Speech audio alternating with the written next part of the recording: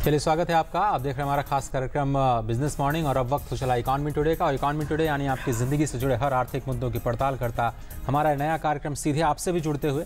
आज का मुद्दा है कैबिनेट के कल के बड़े डिसीजंस और बजट के रिफॉर्म को लेकर के जो भी कुछ डिसीजंस कल लिए गए, जो फैसले लिए गए, उन पर आज हम चर्चा करेंगे। इस कार्यक्रम का हिस्सा बनना चाहते हैं तो बहुत ही आसान तरीका है, हैशटैग इकॉनमी टुडे का इस्तेमाल कीजिए, ट्वीट कीजिए अपना सवाल और सीधे स्टूडियो में जो कार्यक्रम है उसमें आप हिस्सा ले सकते हैं। जीमेल के जरिए अगर पहुंचना चाहते हैं economytoday.ddnews@gmail.com हमारा जीमेल पता है।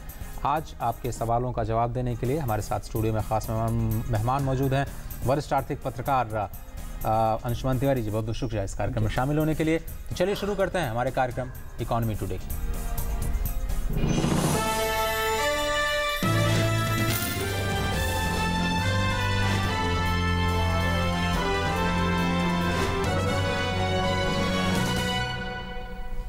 और कल सरकार ने एक अहम फैसला लेते हुए रेल बजट को आम बजट में विलय करने के प्रस्ताव पर अपनी मंजूरी दे दी। 92 साल से चली आ रही परंपरा को खत्म करते हुए अब अगले साल से रेल बजट अलग से पेश नहीं किया जाएगा, बल्कि ये आम बजट के तहत ही रेलवे के जो प्रस्ताव हैं वो पेश किए जाएंगे। सरकार की कार्यशैली को और ज़्यादा प्रभावी बनाने के तहत ये फैसला लिया गया है। इस फैसले के बाद रेलवे को बड़ा फ़ायदा होगा ये कि सरकार को डिविडेंड नहीं देना पड़ेगा। मतलब अब रेलवे को डिविडेंड के रूप में सरकार को हर साल देने वाले पैसे की बचत हो जाएगी। ये पूरी तरह से साफ कर दिया गया है कि रेलवे की ऑटोनॉमी बनी रहेगी, उनकी व्यावसायिक भूमिका पर कोई असर नहीं पड़ेगा।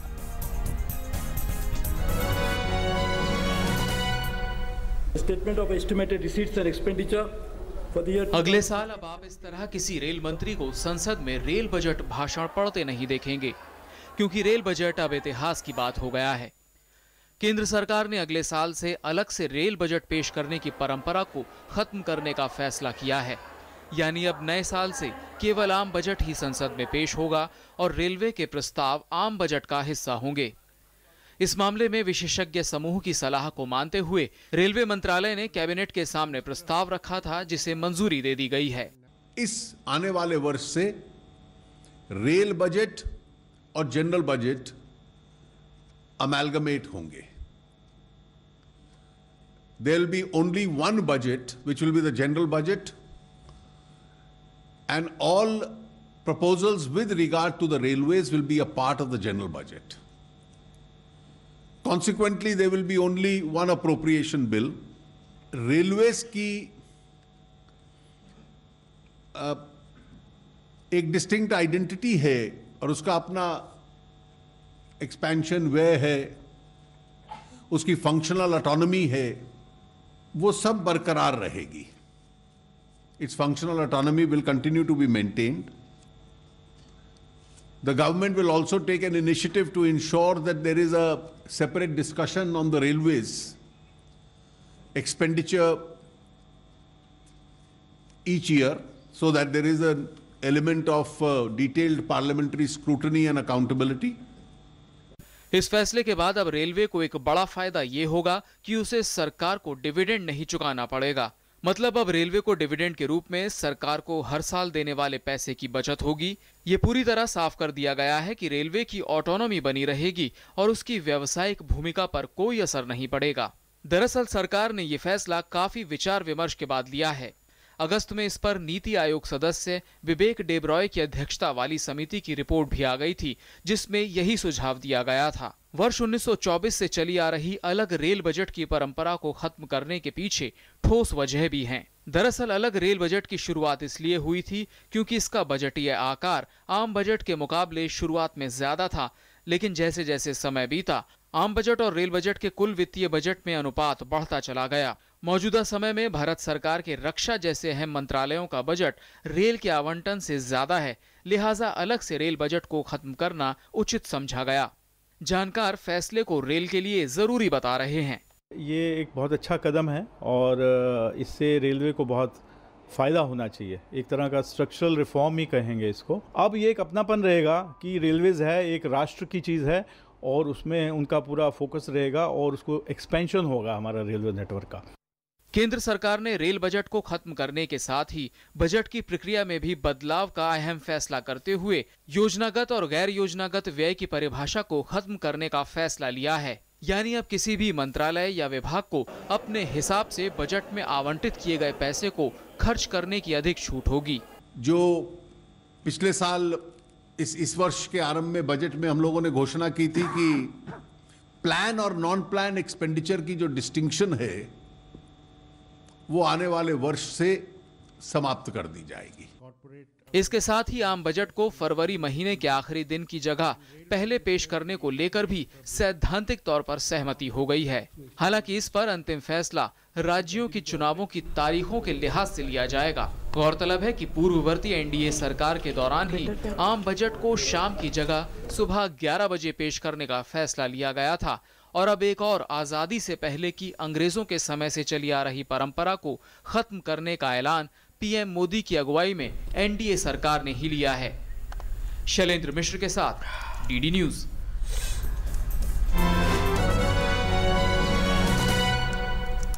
तो बजट प्रक्रिया में इन बड़े फैसलों पर आपकी कोई भी उलझन है तो आप इस कार्यक्रम का हिस्सा बन सकते हैं और यही इस कार्यक्रम का मकसद है। अंशुमान जी, किस तरह से देखते हैं पहले तो ये जो विलय किया गया है रेल बजट को आम बजट में? अब पता नहीं हमारे पास इस पर लिए चर्चा का कितना समय है, लेकिन तीनों फैसले स्ट्रक्चरल रिफॉर्म्स हैं, पहले में मानना पड़ेगा। लेकिन हम सबसे पहले रेल बजट और जनरल बजट की मर्जर को लेते हैं और ये एक ऐसा स्ट्रक्चरल रिफॉर्म है जो ऐसा नहीं था कि इसकी तैयारी पिछले 1 साल से चल रही थी। इस स्ट्रक्चरल रिफॉर्म्स की तैयारी सरकार के भीतर पिछले क्वार्टर में शुरू हुई, जब पिछला क्वार्टर रेलवे का बहुत ख़राब गया और वहाँ से ये आइडिया मूव किया गया। नहीं तो सरकार विवेक देवराय कमेटी की रिपोर्ट 2014 में आई थी जिसको पीछे खिसका चुकी थी और ये था कि रेलवे का रिवाइवल किया जाएगा। पिछला क्वार्टर इकोनॉमी में ख़राब था और रेलवे की फिनांसेस अच्छे नहीं रहे, बहुत ख़राब रहे। वहाँ से ये आइडिया मूव किया गया। पहली चीज़ महत्वपूर्ण हमें समझना होगा कि रेलवे और वित्त मंत्रालय के जो रिश्ते हैं वो बड़े कॉम्प्लिकेटेड हैं और बहुत कॉम्प्लेक्स हैं और वो अब पिछले 1 डिकेड में 2 डिकेड में और कॉम्प्लेक्स होते चले गए। प्रत्यक्ष रूप से अगर आप रेल मंत्रालय की कार्यप्रणाली को समझने की कोशिश करें तो इससे तुरंत रेलवे को सिर्फ इतना फायदा होगा कि 5,000 करोड़ रुपए का डिविडेंड डिफर हो जाएगा, जो कि एक बहुत बड़ा हिस्सा नहीं है। 5,000 करोड़ रुपए का डिविडेंड, और रेलवे इससे पहले भी डिविडेंड डिफर करती रही। एक्चुअली रेलवे कोई डिविडेंड देती ही नहीं है क्योंकि रेलवे एक लॉस मेकिंग ऑर्गेनाइजेशन है। रेलवे को सेंट्रल गवर्नमेंट जो कर्ज देती है उस पर वो ब्याज देती है, तो इसलिए डिविडेंड की थ्योरी ही ठीक नहीं। क्या ये रेलवे में स्ट्रक्चरल रिफॉर्म्स की शुरुआत होगी? क्योंकि अगर ये विलय स्ट्रक्चरल रिफॉर्म्स की शुरुआत नहीं करता है तो ये वित्त मंत्रालय के लिए बड़ी चुनौती मुश्किल हो जाएगा, क्योंकि रेलवे की जो कॉम्प्लेक्स स्ट्रक्चर है उस कॉम्प्लेक्स स्ट्रक्चर में रेलवे का 34,000 करोड़ रुपए का तो पैसेंजर लॉस है, केवल 4 लाख करोड़ रुपए की लाइबिलिटीज हैं जो प्रोजेक्ट्स के लेवल के ऊपर। तो मुझे लगता है कि ये एक लंबा रिफॉर्म है जिसका पूरा कार्यक्रम आगे तय होगा। लेकिन तात्कालिक तौर पर इसके 2 फायदे हैं। पहली चीज़ तो कि सुरेश प्रभु जी उन राजनीतिक दबावों से बच जाएंगे जो बजट से पहले उनके सर पर आते थे और उनके पास सांसद और मंत्री पहुंचते थे अपनी सिफारिशें लेके। और दूसरा ये है कि रेलवे के फिनांसेस और अकाउंटिंग्स ट्रांसपेरेंट होने लगेंगे और शायद वित्त मंत्रालय के दबाव के कारण रेलवे में अंदर कुछ बड़े रिफॉर्म्स हो सकेंगे जो नॉर्मली एक ओपन बजट के कारण नहीं हो पाते। Mr. Tiwari, also now we've seen that Railways is always there's talked about when we talk about populism and how there's always been this tag of populism being announced when the railway budget comes across. Do you think we're going to see some changes there as well now with the merger of the rail budget in the general budget? See, populism and railway has reached to the tipping point, and probably in last 2 years that populism has started fading away. First, Railways stopped its new projects because Railway does not have money to implement all the pending projects. Second, Railway has courageously taken steps to increase fare in certain cases, and you have seen the surge pricing. Though there was a lot of criticism about the surge pricing, but Railway has no other option but to increase the fare. Second, the freight restructuring has also started. Though it's a detrimental because Railway is consistently losing share in the freight market. But kind of populism which was associated with the railways in last decade has already gone away. So this is a logical conclusion when you have policy level decided that you are not going to make railways a populist vehicle. Just let it merge the railway finances with the budget and make it a transformational reform. But whether this whole step will lead to a transformational reform or it will remain a symbolic exercise and the railway will keep functioning in the same structure, we'll have to see that. Ideally, it should be a start of the transformation and reorganization of the railway. Without that, you cannot make this whole behemoth of transport behemoth commercially viable. चलिए पहला सवाल ले लेते हैं इस कार्यक्रम में, चूँकि इंटरेक्टिव प्रोग्राम है। देखते हैं क्या है जीमेल के जरिए। हमारा पहला सवाल जो दर्शक हैं वो क्या जानना चाह रहे हैं, क्या ये safety expansion and other railway issues will require special attention, how will this be ensured is a key issue. You know, Gupta. Ajay, the full question really is that they've talked about how the merger of the rail budget with the main budget is a welcome step. But further, should there be a proposed merger of the railway ministry, will the civil aviation ministry and transport ministry, and then these issues coming up? I don't think, because see, you're talking about a comprehensive transport structure, a transport policy, which will take some time, because all three transport sectors have a completely different character.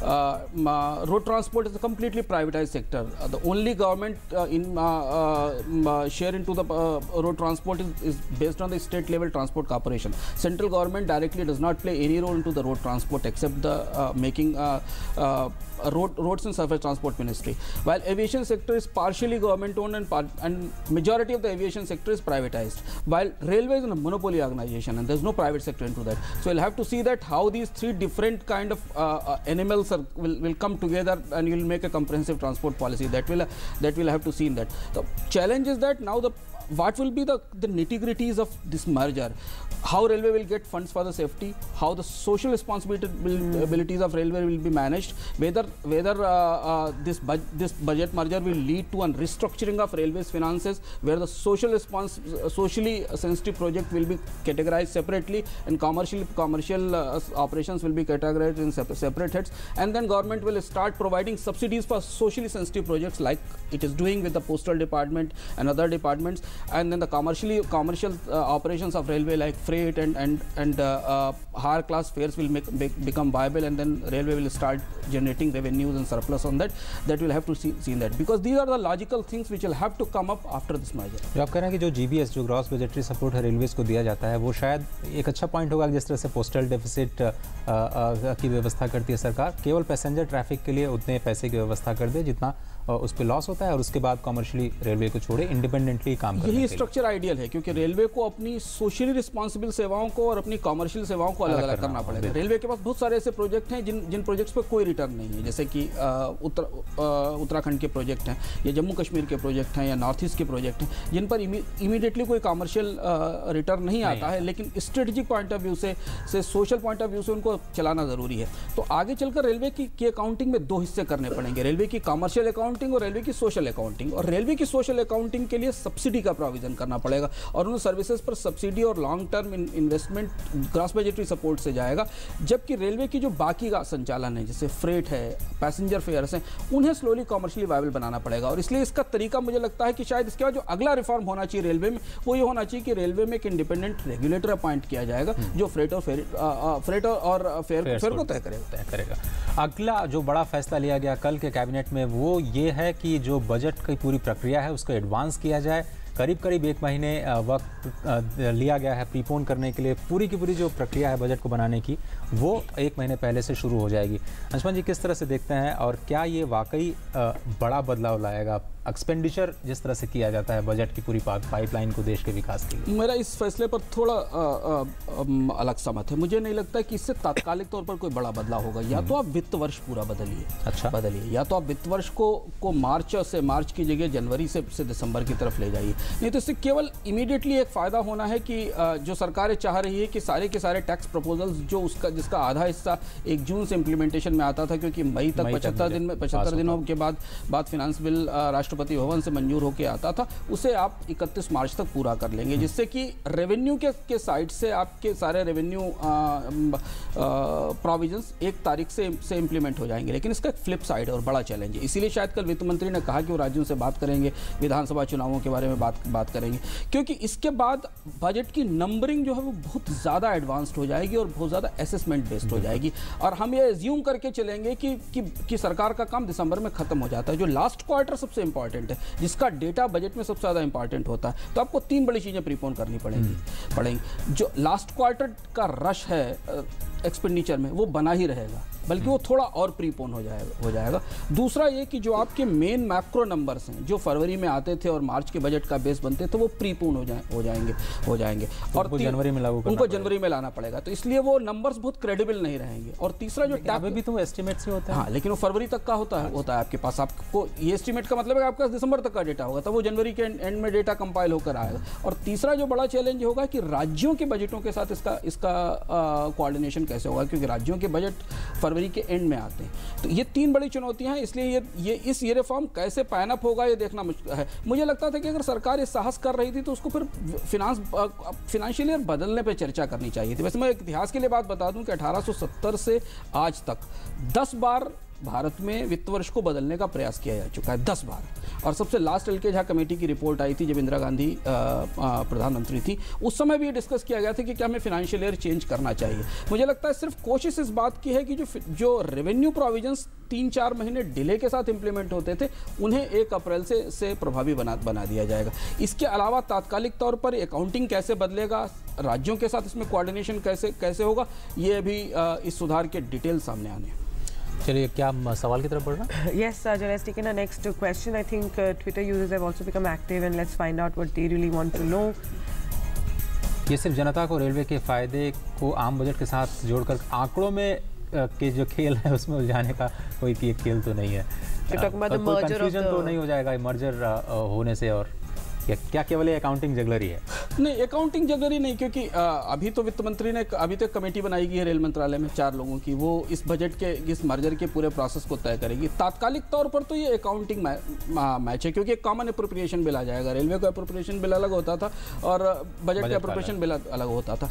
हमें इसीलिए मैं कह रहा हूँ कि जो लोगों का संदेह है, जो सवाल है, वो इस पूरे मर्जर की जो डिटेलिंग्स है उनके ऊपर है कि ये डिटेलिंग्स में कैसे होगा। जैसे रेलवे एक ऐसा ऑर्गेनाइजेशन, इसका अपना अलग पेंशन फंड है और सेंट्रल गवर्नमेंट का अलग पेंशन फंड, रेलवे उसको कैसे संचालित करेगा, बहुत सारे सवाल हैं। रेलवे भारत में एक ऐसा डिपार्टमेंट है जिसके पास एक अपनी पीएसयू है जो उसके लिए बारोइंग करती है, और भारत में कोई ऐसा सरकारी डिपार्टमेंट नहीं जिसके पास एक पीएसयू हो जो बारो करती हो। रेलवे की ह्यूज लायबिलिटीज हैं। अब वो लायबिलिटीज बजट में अगर फिगर नहीं होती हैं, अगर रेलवे का डेफिसिट बजट में फिगर नहीं होता, तो इस मर्जर से इमीडिएटली रेलवे फाइनेंशियली क्या अचीव करेगी। इसलिए मुझे लगता है कि इस पर बहस और इस पर चर्चा चलती रहनी चाहिए, ताकि लोगों के सामने आ सके कि ये मर्जर कैसे फ्रक्टिफाई होगा और इसे कैसे पैन आउट होगा दोनों डिपार्टमेंट्स के बीच में। चलो थोड़ा सा ब्रेक लेते हैं, ब्रेक के बाद वापस आएंगे तो कुछ और भी सवाल है हमारे पास। और प्लान और नॉन प्लान, उसके अंतर को खत्म किया गया है, मतलब क्या है समझेंगे थोड़ी देर में। कहीं मत जाइए, देखते रहिए खास कार्यक्रम।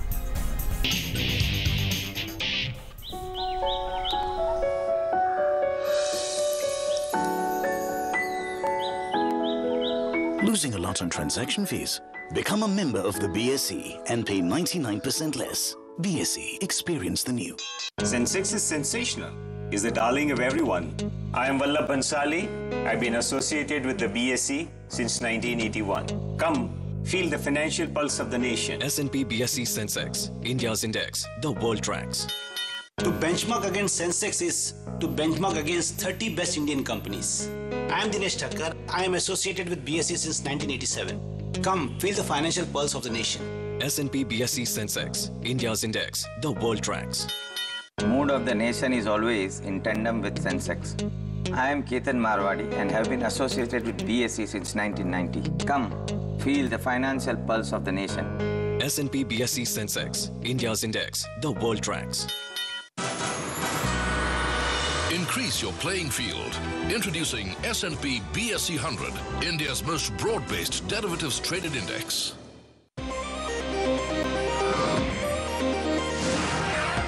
India's fastest currency derivatives exchange is here. BSE CDX, powered by Bolt Plus.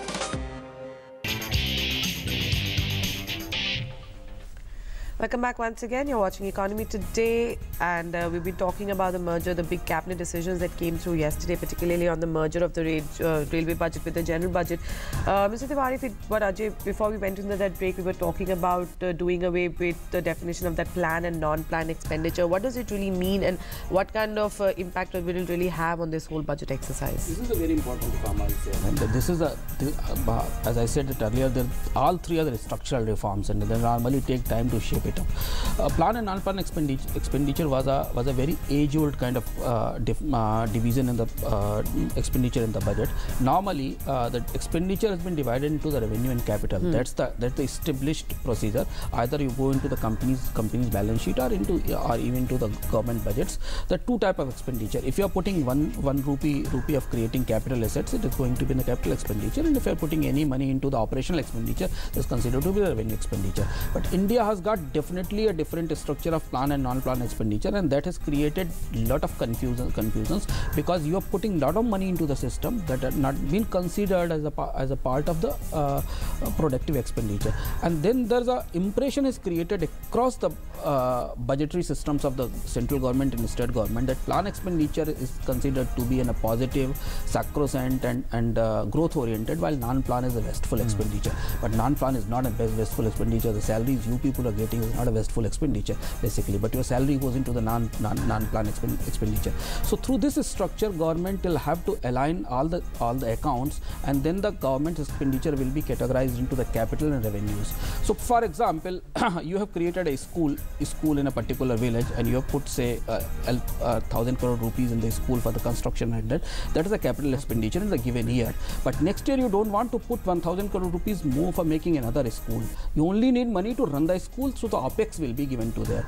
This will help government to prioritizing the expenditure on a very efficient manner, and this might generate a lot of savings into the system. But there are two catches and two caveats to this whole reform. With this merger of plan and non-plan expenditure, the two expenditure reforms are silently working in the government before this whole process started. One, zero-based budgeting has started a couple of years back, which is actually a part of expenditure reforms, where you will have to create a system where majority of the funds you have allocated to a department will have to expend in the given time.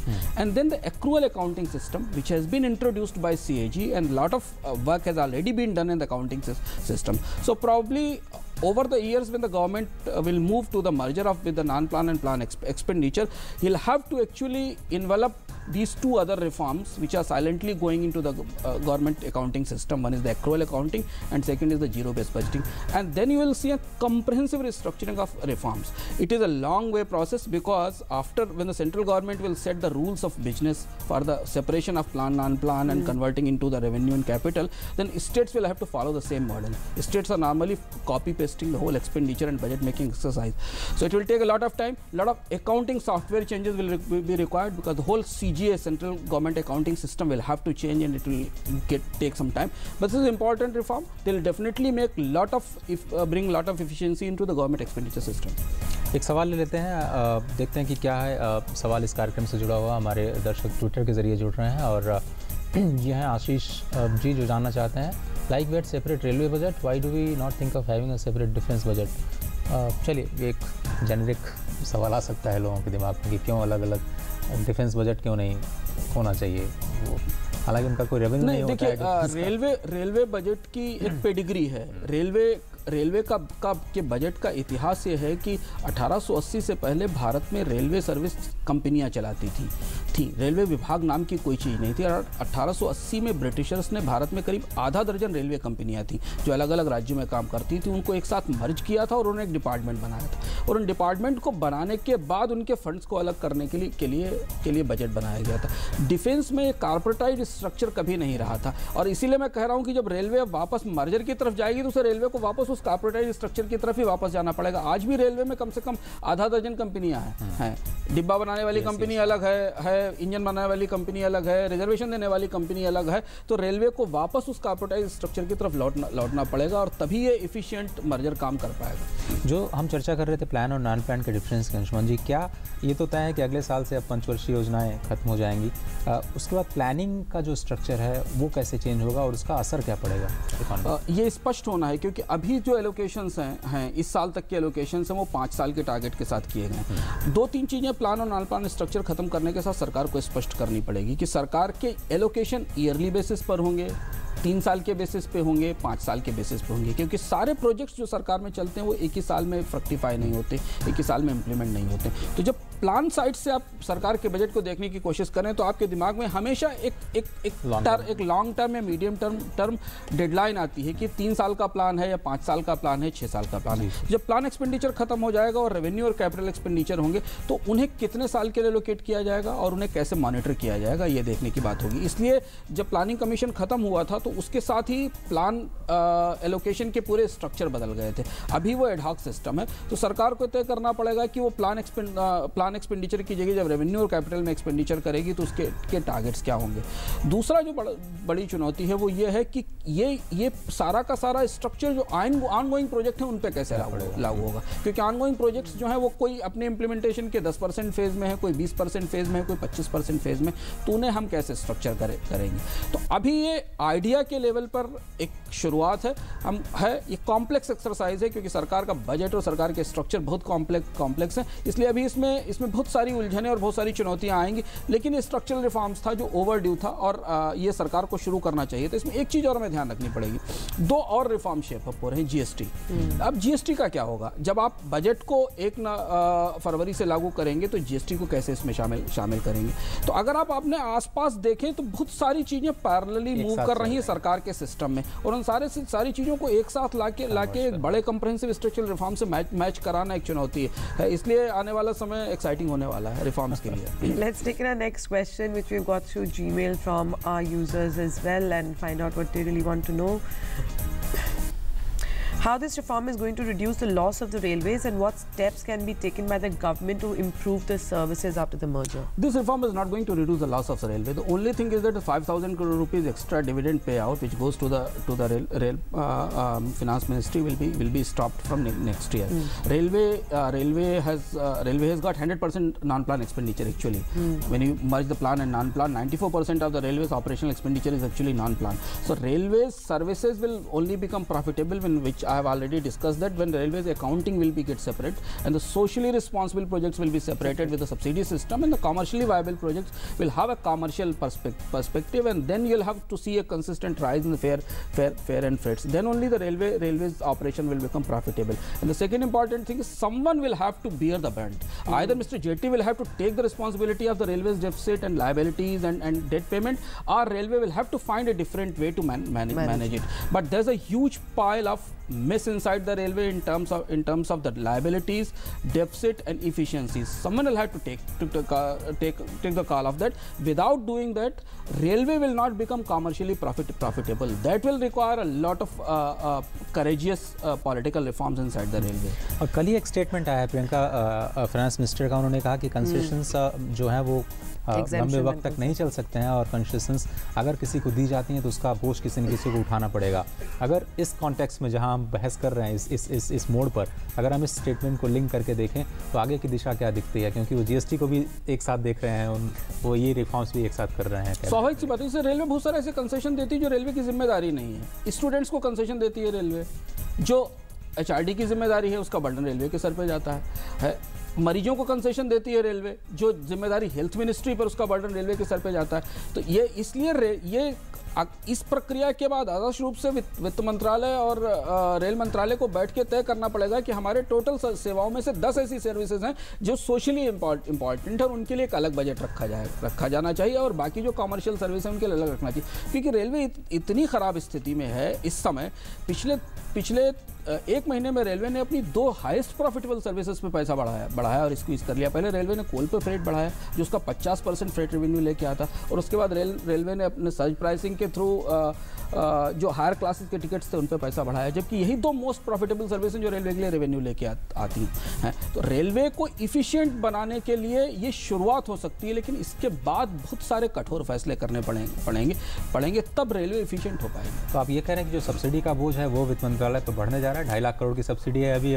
मुझे पता नहीं कि railway appropriation bill में railway के accounts कैसे मर्ज होंगे, क्योंकि अभी कल की बातचीत से तो मुझे लग रहा है कि एक प्रतीकात्मक टाइप का मर्ज है जिसमें केवल रेल बजट का भाषण खत्म हो जाएगा। और अगर इसे पोस्टल डिपार्टमेंट के मर्जर के हिसाब से भी देखें, क्योंकि हमारे पास एक आइडियल दिखता है कि पोस्टल डिपार्टमेंट है, पोस्टल डिपार्टमेंट का डेफिसिट उसमें आता, पर पोस्टल डिपार्टमेंट और रेलवे में बहुत फर्क है। पोस्टल डिपार्टमेंट बहुत छोटा डिपार्टमेंट है, रेलवे की responsibilities, pension fund, safety funds, railway के एसेट्स, लायबिलिटीज बहुत बड़ी हैं। हमने इस तरीके के जब भी मर्जर भारत में देखे, इससे पहले का एक उदाहरण हमारे सामने जो कि कॉन्टेस्ट के लिए लाना जरूरी है, जब डिपार्टमेंट ऑफ टेलीकॉम को खत्म किया गया था तो उसका प्रोसेस यही था कि डिपार्टमेंट ऑफ टेलीकॉम खत्म किया गया, फिर डिपार्टमेंट टेलीकॉम सर्विसेज बनाया गया, और फिर डिपार्टमेंट ऑफ टेलीकॉम सर्विसेज को BSNL में बदल के कॉर्पोरेट में बदल दिया गया। तो क्या इसके बाद रेलवे का कॉर्पोरेटाइजेशन होगा? क्या रेलवे को कॉर्पोरेट कंपनी में बदलना पड़ेगा? जैसा कि एक होल्डिंग कंपनी का आइडिया रेलवे में पहले से फ्लोट कर रहा है कि बड़ी होल्डिंग कंपनी बनाई जाएगी जिसके अंडर में रेलवे की बाकी कंपनियां होंगी। ये सारे सुधार जब होंगे तब रेलवे को हम एफिशिएंट बना पाएंगे। वक्त हमारे पास इतना ही है। Closing comments. हम मुझे लगता है 3 बड़े रिफॉर्म हैं और इन तीनों बड़े रिफॉर्म्स के डिटेलिंग्स बहुत मैटर करते हैं, क्योंकि हमने भारत में स्ट्रक्चरल रिफॉर्म्स का एक 25 साल देखे हैं 25 साल से, और 25 साल बाद कॉम्प्लिकेटेड और जटिल रिफॉर्म से जूझने का नया दौर शुरू हुआ है। हमें इनकी डिटेलिंग्स का इंतज़ार करना चाहिए। इसमें बहुत सारे स्टेक होल्डर्स हैं और वो स्टेक होल्डर्स इस पर कैसे रिएक्ट करते हैं, उनकी क्या प्रतिक्रिया होती है हम देखते हैं, लेकिन तीनों का इंटेंट पॉजिटिव है और तीनों के नतीजे अच्छे आने चाहिए। लेकिन ये किस दिशा में जाएंगे, इनके डिलीवरेबल्स क्या होंगे और टेंजिबल्स क्या होंगे, इस पर हमें इनके विस्तृत ब्यूरो का इंतजार रहेगा। बहुत बहुत शुक्रिया अंशुमान जी इस चर्चा के लिए शामिल होने के लिए। और इकोनॉमी टुडे के आज के इस कार्यक्रम में सिर्फ इतना ही, वक्त इतना ही है, दीजिए इजाज़त, नमस्कार।